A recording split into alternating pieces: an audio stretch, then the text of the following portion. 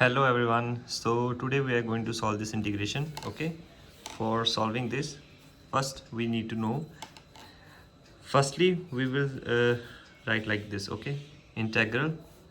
Now this x cube is in the denominator, so it means that it is in this whole term denominator. It means that the x cube is denominator of this and this and this and this and this, so we're gonna separate it to all the terms. Okay, so I'm writing like this: 3x raised to power 4 upon x cube, okay, dx, minus 5 integral x cube upon x cube dx.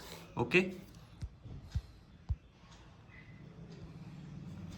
after that plus 4 integral x square upon x cube minus integral x upon x cube dx. Okay, dx, and plus 2 integral 1 upon x cube dx.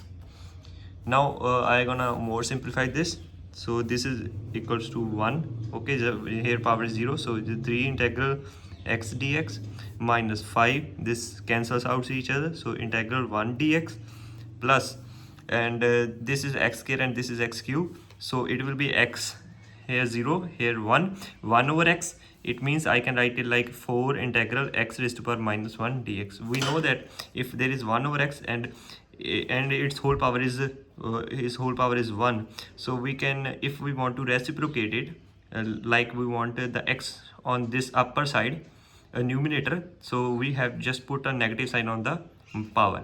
And for same for this, like if we have x raised to power minus 1 and we want to remove this minus, so we will reciprocate the inner thing, like here is nothing, it means here is 1, so 1 upon x raised to power 1.